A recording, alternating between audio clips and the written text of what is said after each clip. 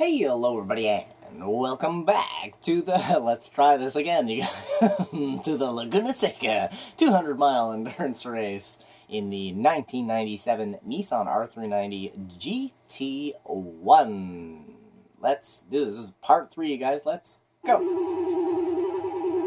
Alright, so 40, we're going to be 47 when we cut the line.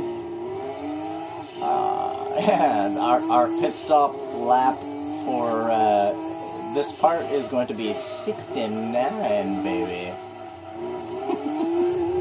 Oh, God. Yeah, we'll go in on 69, so that way we'll be 21 live laps on the last set of tires, giving us an extra minute or two to receive our prize money and our the vehicle that we win from this race. Oh, you guys, you know what? Oh, as I record this right now, I may have already uploaded an episode or two of it already, yeah, I looked through my games and I was like, how could I not play this game, you know? So, so, my goodness, after I'm actually done recording this this race here, when I finish recording episode 4, I get to go start Fable, you guys. I'm going to start playing the first Fable. I do have all 3 Fables. I absolutely love Fable. But yeah, I'm excited. I'm excited already, and I still have an hour of this race to go. And I'm very excited to start playing Fable. I actually already took it out of the case and put it into my Xbox, man. I'm very excited to start playing. But I actually have I have 2 episodes of Gran Turismo already recorded, other than part 1 and part 2 of this race, right? So given whenever I decide to upload the first episode of Fable, you may have already seen episode 1, possibly even episode 2. I'm not sure how I'm going to upload Fable just yet, because it's not a very long game. Whoa, goodness me, I could beat Fable in, just to generally play the game, I could probably beat Fable in like 20 hours or less. But to get a few things done and actually, you know, do some cool stuff in the game. Some of the cooler things in the game, like pulling the sword out of the stone and stuff like that. You know, I think we could get a decent, maybe 40 to 50 episodes on Fable, I would say. Hey, it's the Turismo, you guys. Hello, beautiful. I love the strip across the windshield on this car. The whole car is just black and white, and then it just has this super bright, just has this super bright windshield strip. I believe it's orange. Trying to remember. Rah. Look at how fast the Turismo is, eh? Actually stands face to face with a friggin' R390. That's pretty crazy, man. What? Oh, my friend, what are you doing? Ah, that screwed me up.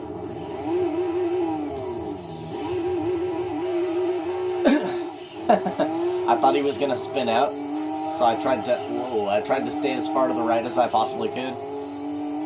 But then he ended up recovering, so he kind of cut me off, like, as I was halfway down the corkscrew, so I was like, ah. And that was the end of that. Come on, baby, tighten up. What's going on here?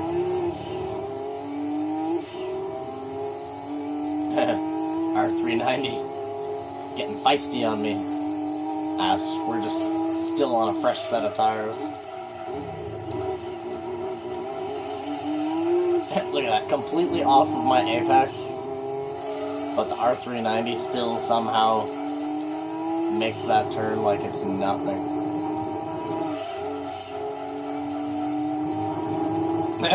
All I hear is my dog snoring.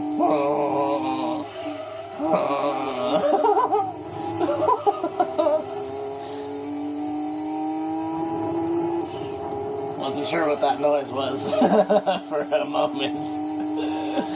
I was about to say something and be like, can you guys hear that demon? But then I realized what it was. My Sophie.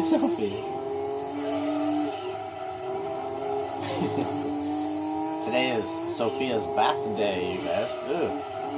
Bath time. Doggy bath time. Yeah.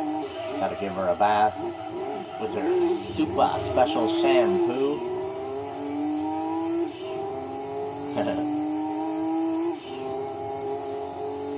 Look at that Tsurumo go, man. That's crazy.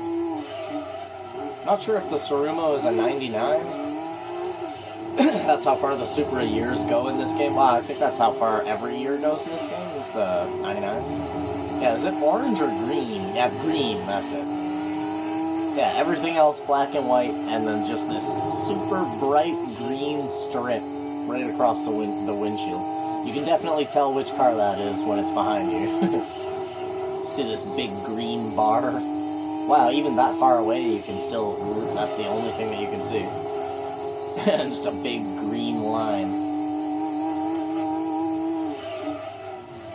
Oh!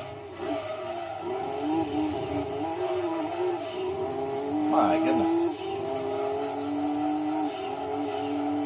Hey man, JGTC cars are fast as hell. Why do you guys think my favorite car in this game is the Pennzoil Nismo?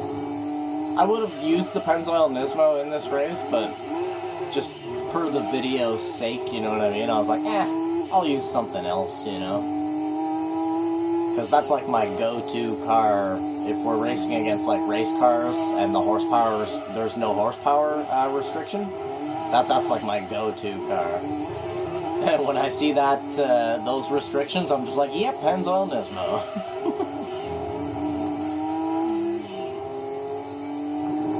So I figured I'd drive something a little bit different.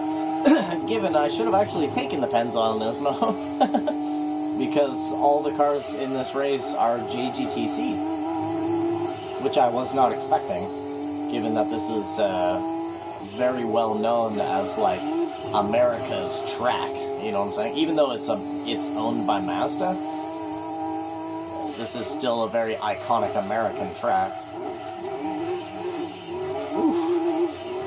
I would have figured this would be this race would have been all like the top race cars, like the Ford GT40, you know, the Viper, the Vector M12 race car, and stuff like that. That's what I thought this was going to be, which is why I jumped in the R3. Oh well, now we get to drive the R3 and completely toasticate all the JGTC cars.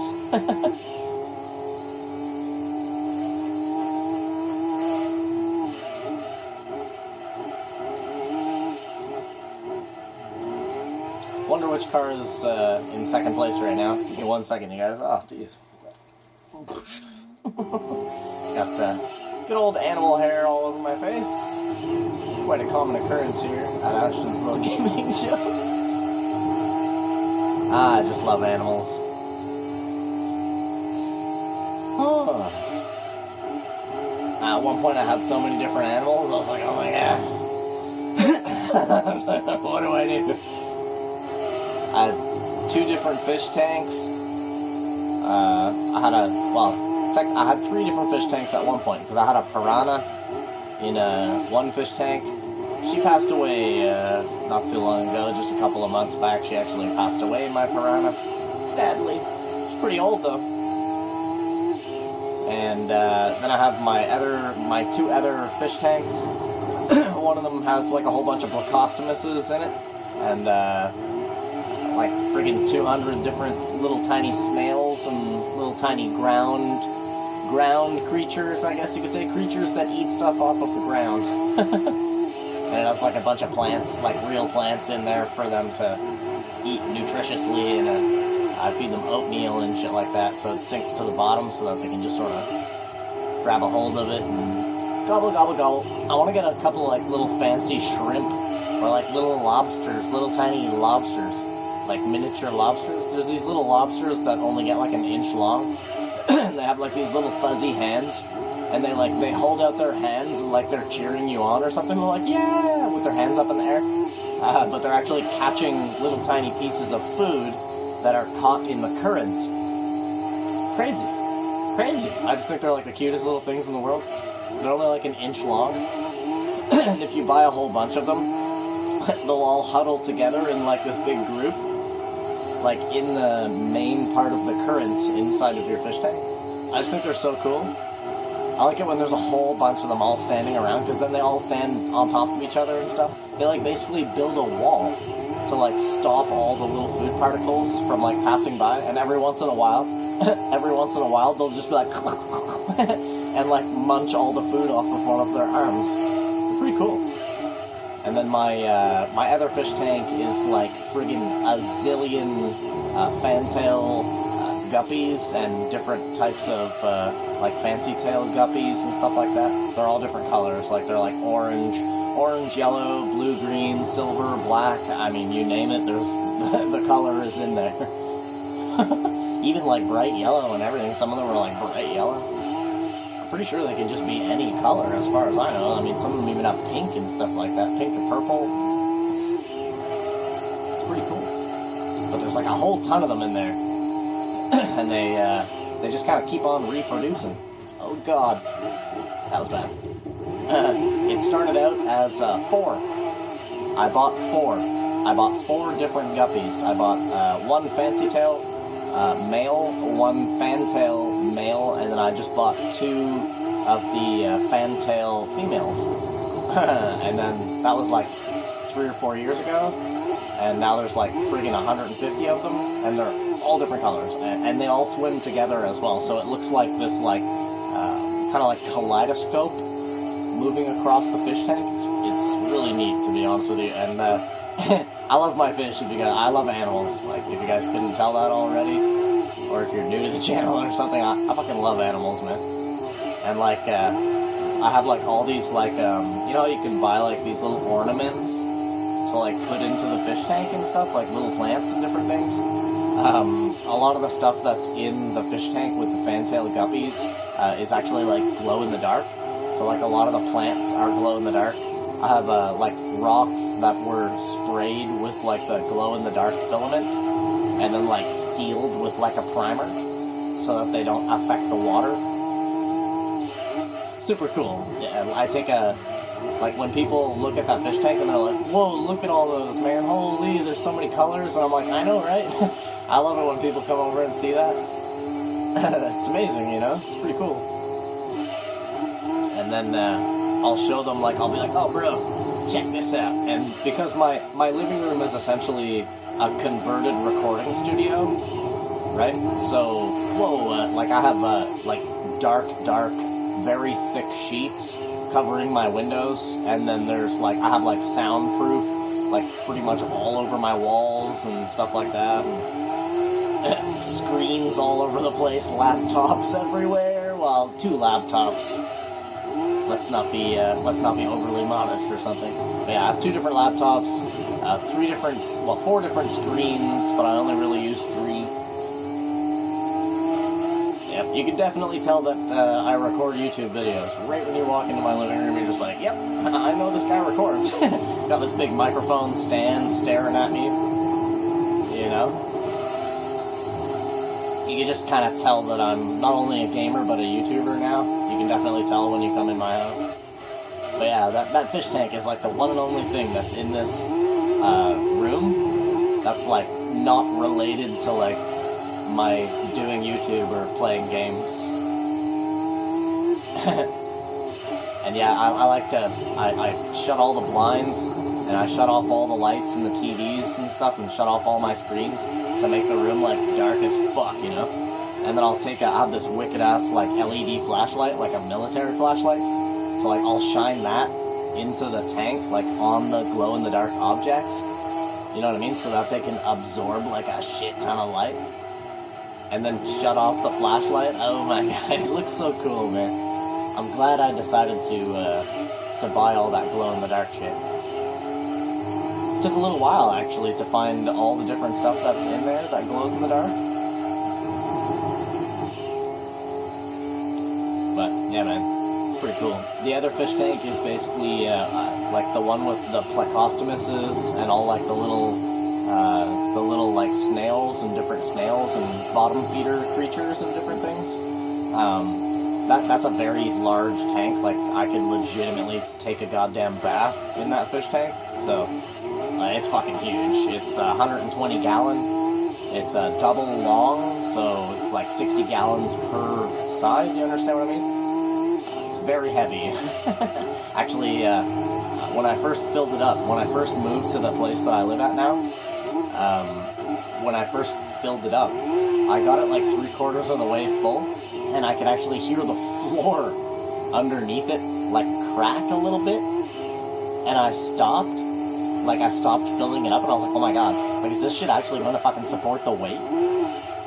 So anyways, I tested it, so I emptied out a little bit of the water, and I had my friend Richard, he's like a pretty big dude, Richard, and me and my friend Richard stood in one spot, and I figure me and him together would equal around the same amount of weight as all the water would be, if not more, you know what I'm saying? So once I was able to see that it does support me, him, and half the water in the tank, I was like, okay, we're good. And filled it up the rest of the way. The design of that fish tank is basically like a vertical Stonehenge, I guess you could say. I bought a bunch of like long sidewalk stones, and then basically I hit each sidewalk stone with a hammer just to crack them into like sections, you know what I'm saying? And I built like pretty much like an apartment building, I guess you could say. It's like 4 levels. Whoa! And it's designed specifically as a tank to house creatures that eat off of bottom surfaces and don't actually like go to the top of the tank. You know what I'm saying? But there is one part of the structure that is slightly out of the water, because some of the creatures in there do actually like to come out of the water to breathe fresh air, right? So they come up on the one little spot that sticks out of the top of the water, and they just kind of hang out there for a little bit, and then they just drop back off. Some of my snails do it. I don't know if you guys know what they are, but they're called mystery snails. They're not very mysterious. The name is very eluding. There's nothing mysterious about them. Anyways, they get pretty freaking big. I have a couple of like older ones. One of them's like the size of my damn fist, and he likes to climb up on the top of that rock, and he like stretches out his neck into the air. I'm not sure what he does. I'm not sure what he's doing when he does that, but he looks pretty funny doing it. Sticks out his neck, sticks out his eyes poke out really far, and he's like, it looks like he's reaching for something. Whoa. And then he'll stay like that for like a couple of minutes, and then eventually he'll just suck his head back inside, and then he just like releases his grip off of the stone, and just sort of like rolls off back into the water. Every time he does it, I hear this like kerplop. It sounds like somebody dropping a little rock inside of my fish tank. But the problem is that there's a couple of very big plecos in that tank as well, like a plecostomus. The biggest one in there, he's like, I would say, well, he's about 11 or 12 years old. His name's Javier, and he's quite large. He's like 17 inches, 18 inches. Pretty big fish. Anyways, and plecos, they can breathe fresh air. They have gills and lungs. So when they refill their normal lungs, they surface for air. They do it really fast though. They quickly go up to the top. They quickly breathe out all the air that they have stored while they're on the way to the top, and then when they break the surface of the water, they basically just go and take a big breath of air in, and then they return to the bottom of the fish tank. But Javier, and there's another one in there that's really big as well, his name's Raptor. Anyways, both of those have jumped right out of the fish tank before. Like, I'm talking right out of the damn tank. Right over the top, onto the floor. So every time I hear that kerplop noise, I always have to get up and go check and look for the both of those plecos to make sure that they're both still in the fish tank. Given a pleco can actually survive out of water for like a friggin' half an hour. They can actually pretty much almost, they can actually pretty much almost dry out, and then you pick them up and throw them back in the water, and they're okay. Pretty cool fish. They're like immune to all kinds of different diseases and stuff. They're like the greatest fish to own. And I always feed them all kinds of cool stuff too. I really like my fish, man. Some people would think like, they're just fish, but to me, man, they're more than just fish, man. They're my homies, you know what I'm saying? I love feeding my plecos like little pieces of pasta and stuff, like macaroni. Toss in like a few pieces of macaroni and watch them like gobble it all up. Crazy. Give them a piece of spaghetti.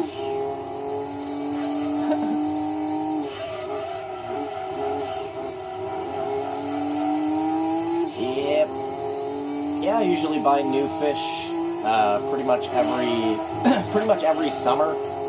I'll end up going to there's a fish store that I like going to around me, and they always have pretty rare fish and pretty rare animals and different things going on in there, like tarantulas and scorpions and shit like that.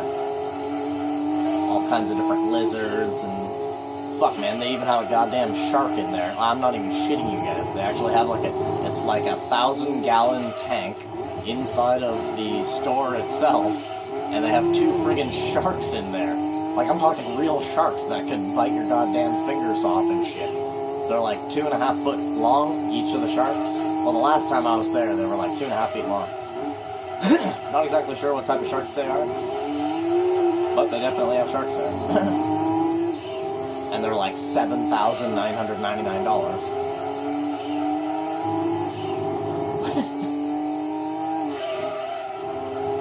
And you'd have to have a pretty big-ass fish tank to have those. They don't look very happy, I'll tell you that. Normal fish look pretty normal, but those sharks, they look bored, you know what I'm saying? Even though the tank that they're in is like, I mean, that shit's big enough to go scuba diving in, you know what I'm saying? Actually, when they clean that tank, a guy actually gets on a set of scuba gear and goes in and cleans that shit. That's how big it is. And there's 2 sharks in there. And they're always just like chilling at the bottom of the tank. Like, they don't look like they're dying or anything like that. They just look really bored. They don't really move around a whole lot.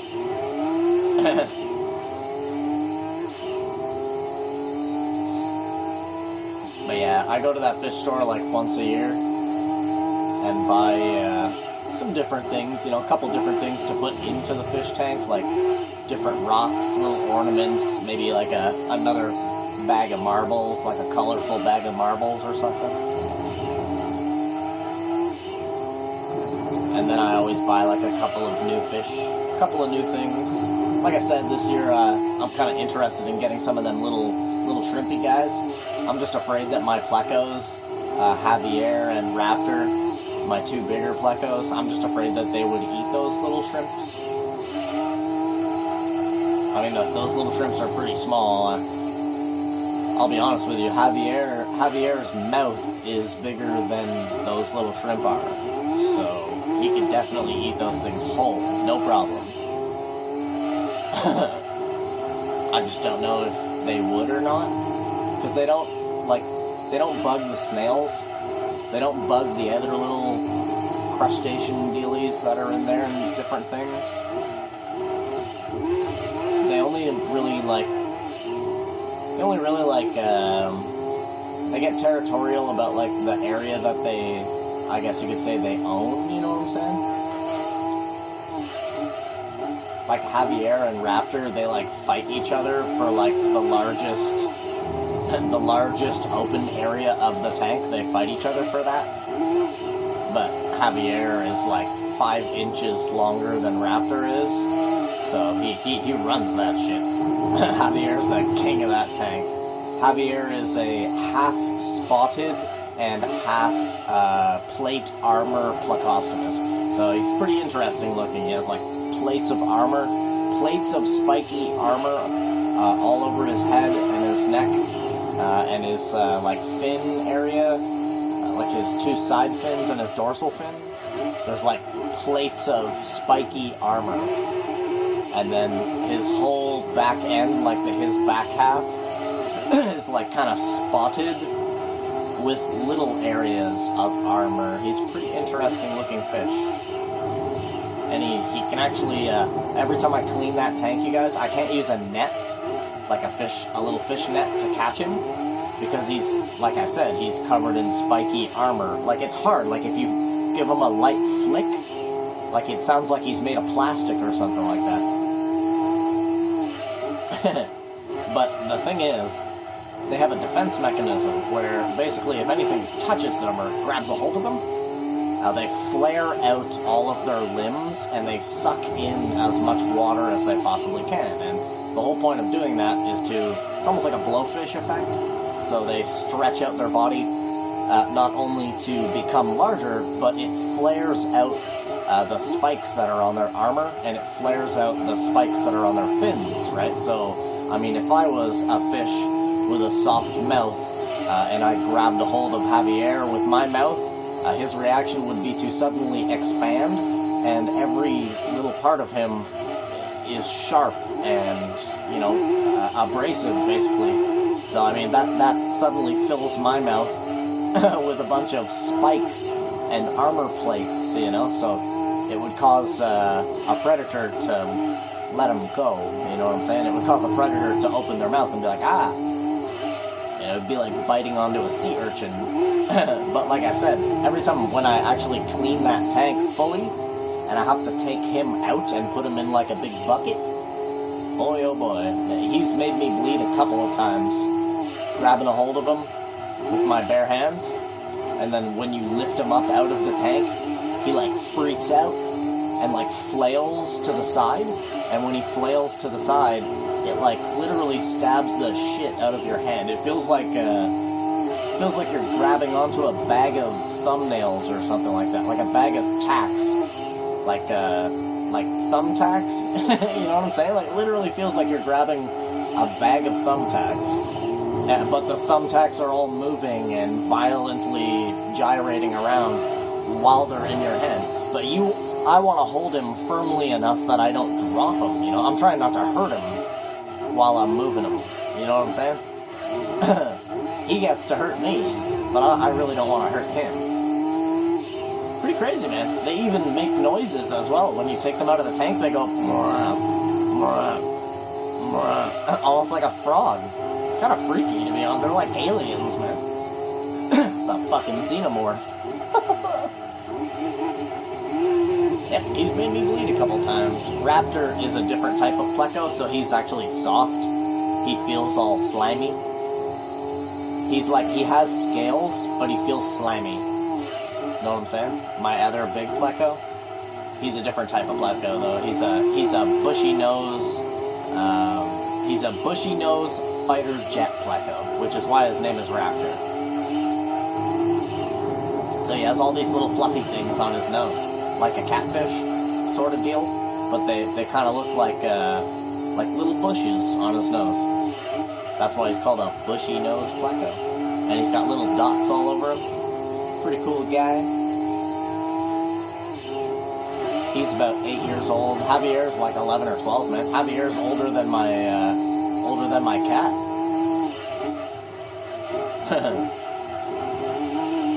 Oh.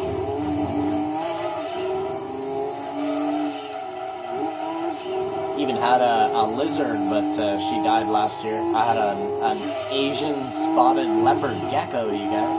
Her name was Cujo because she liked to bite people for literally no reason at all. And her bite was hard, I'm not gonna lie, man.